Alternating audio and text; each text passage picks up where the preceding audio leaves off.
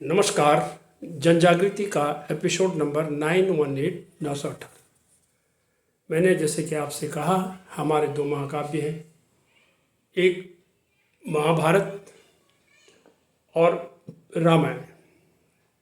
इन दोनों महाकाव्यों में से जब जब हम इनका अध्ययन करते हैं ना कुछ ज्ञान बढ़ता है, प्राप्त होता है। हम कंट्रोवर्सी में नहीं पड़ते। हमने पहले भी एक बार कहा था मैंने कि साधु ऐसा चाहिए जैसा शुभ सुहाय, क्षार क्षार को गहरे थोथा दे उड़ाए। हम पड़पच्चे में क्यों पढ़ें, वो कौन था, किस युग की बात है, इधर की बात है, उधर की बात है, नहीं जी ऐसा कैसे हुआ, नहीं जी ऐसा हुआ होगा। हम टेप इंच मेजरमेंट लेके नहीं जाते। जो वहाँ से तत्व है वो ले लीजिए, जो खुशबू है वो ले लीजिए, जो महक है वो ले लीजिए। हवा है, उसमें धूल भी आती है, महक भी आती है फूलों की, सभी कुछ है उसमें।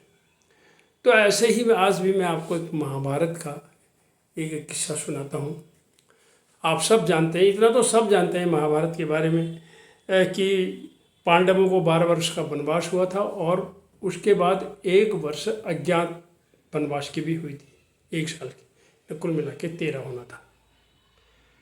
तो इस अज्ञातवास स्वीकार करनी पड़ी और वनवास के दौरान में ही अब भीम जो है हिमाचल की तलहटी की तरफ घूम रहे थे, अकेले थे। अब ये सवाल नहीं उठे कि कोई कहेगा कि वो वहाँ थे, ये यहाँ थे।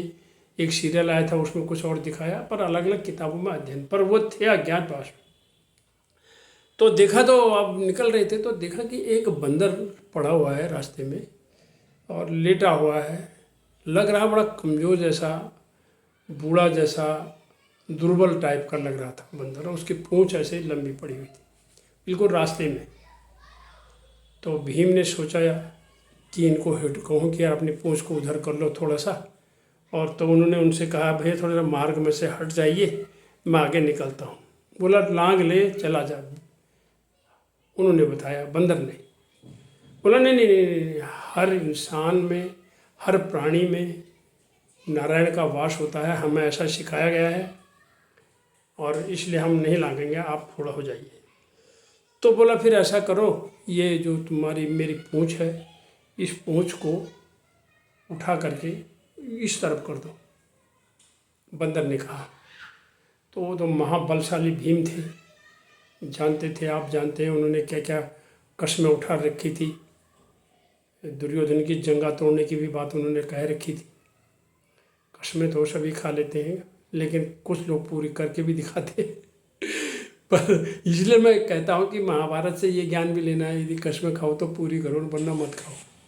कस्में मीन्स संकल्प, संकल्प अगर करना है तो करिए, परेशानी आएगी। अब आगे जाके क्या हुआ, जो पूँछ जब हिली नहीं तो पूँछ का बाल भी टेढ़ा नहीं हुआ उससे, किससे, भीम से। तो उन्होंने देखा, बोला क्या हुआ, इतना प्रयास कर ले, खूब प्रयास कर लिया, करने हुआ, बोला कुछ भी नहीं हुआ। तो उन्होंने भीम को अंदाज से लग गया है कि ये हनुमान जी हो सकते। उन्होंने उनको प्रणाम किया, महाराज मैं आपको पहचान नहीं पाया, आप हनुमान जी हैं, मैं आपको प्रणाम करता हूँ। तब हनुमान जी ने उनको बोला कि तुम एक नेक काम के लिए चल रहे हो, मैं तुम्हें वरदान देता हूँ, तुम्हें ताकत भी आएगी और मैं महाभारत के युद्ध में तुम्हारे साथ रहूँगा।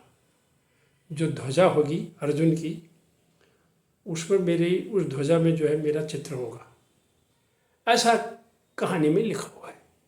हम इस पर नहीं कहेंगे किसका चित्र वहाँ कहाँ से है, इसका सही बात है। और इसके बाद उन्होंने उनको गले लगाया और वरदान दिया और आशीर्वाद दिया, और उसके बाद भीम भी चले बने, हनुमान जी भी चले। अब कोई कहेगा जी वहाँ हनुमान कहाँ से आ गए, वो तो त्रेता में थे, ये द्वापर में था। तो मैं आपको पहले ही ये बात कह चुका हूँ, ऐसा कई बार आपको मिलेगा साहित्य में भी, सब चीज़ों में भी, कहानियों में भी, कि भाई ये ऐसा कैसे हो गया। कभी भी इस पड़पच्चे में मत पड़ना, अपना समय बर्बाद नहीं करना, बीते हुए समय पर क्यों बहस करनी। उस समय से कुछ सीखा है, कुछ ले मिल रहा है, उसको उठा लीजिए और ले लीजिए और अपने मन मस्तिष्क में बिठा लीजिए और उससे कुछ ज्ञान प्राप्त करके अपनी राह बना लीजिए, अपना मार्ग का जो है उस बातों से अपने मार्ग को सुगम बना लीजिए। पड़पच्चा डाल करके ना ये वो फलाने ने कहा ये ऐसा, अमकाने ने कहा ये ऐसा नहीं। तो हनुमान जी, भीम और नारायण की यहाँ पर ये बात है। तो उन्होंने ये कहा है कि सीख हमें क्या मिली आज की जन जागृति से, कि हमें ये कोशिश करनी चाहिए कि अगर रास्ते में कोई चीज़ इस तरह से जीवित पड़ी हुई हो या कोई भी, तो उसको लांघो मत, उसको हटा लो। और यही कहानी ये आज हमें बताती है, यही हमें आज का ज्ञान मिलता है। नारायण को भी याद करिए, भीम को भी याद करिए, अर्जुन को भी, और महाभारत और रामायण तो है ही है। धन्यवाद, नमस्कार।